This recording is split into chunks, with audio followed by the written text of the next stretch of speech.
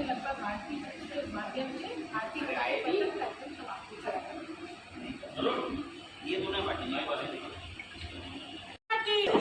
20 अप्रैल को पहलगाम में आतंकवादियों द्वारा जिस घटना को अंजाम दिया गया वो हम सब के लिए बहुत दुखद और अफसोसजनक रही है।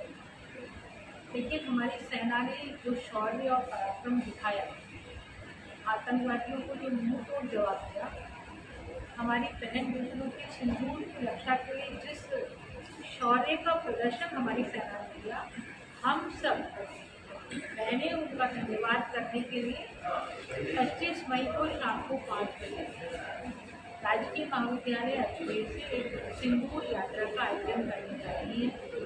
इस सिंदूर यात्रा का प्रारंभ राजकीय महाविद्यालय से होगा और समापन राजा साइकिल चौराहे पर होने वाला है। हम भारत माता की आरती करके और मैंने अपने सिंदूर का समर्पण उन बलिदानी वीर शौर्य सैनिकों के समर्पण करके अपने सौभाग्य की रक्षा के लिए उनको धन्यवाद देने वाली है।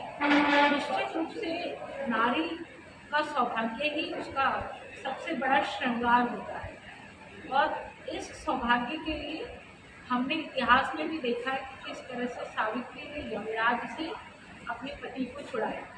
तो ये सिंदूर हमारे लिए सिर्फ माथे का टीका नहीं है, इसकी जो गरिमा है, इसका जो सम्मान है, उसको जो सेना ने बचा करके रखा, उसके लिए हम धन्यवाद यात्रा निकाल रहे हैं।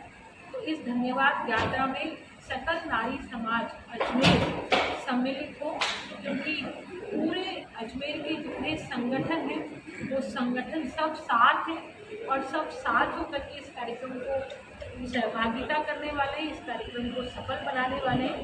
इसी निमित्त आपको भी यहाँ आमंत्रित किया गया कि मीडिया के माध्यम से भी प्रत्येक अजमेर की नारी शक्ति तक ये बात पहुँचे और वो इस कार्यक्रम में अपनी सहभागिता करके हमारी सेना के शौर्य को सलाम करने के लिए, इस कार्यक्रम को सफल बनाने के लिए अपनी भी भागीदारी सुनिश्चित करें, अपना भी योगदान दें।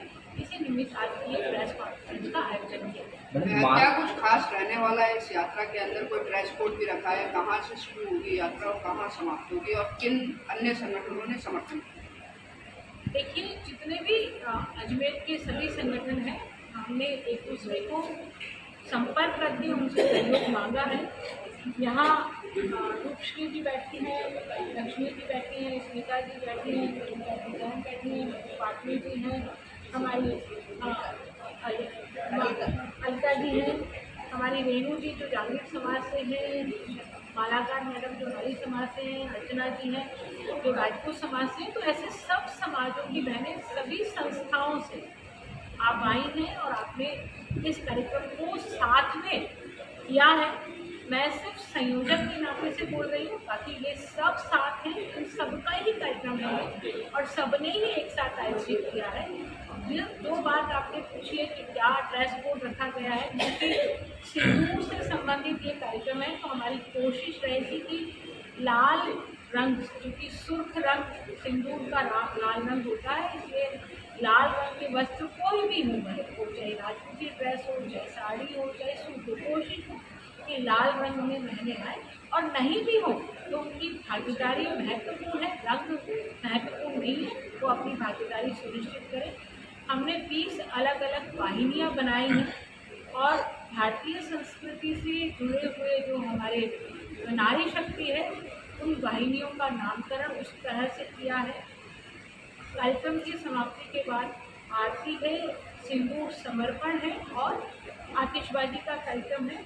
तो इस तरह से एक भव्य कार्यक्रम सेना के शौर्य को धन्यवाद देने के लिए यहाँ आयोजित होगा। रूट क्या रहेगा?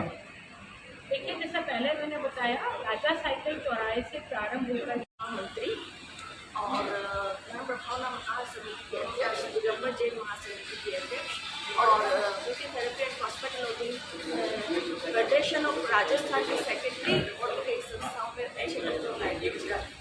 हम लोग एक कार्यक्रम हमारा है और हम सब इस देश के लिए और नाम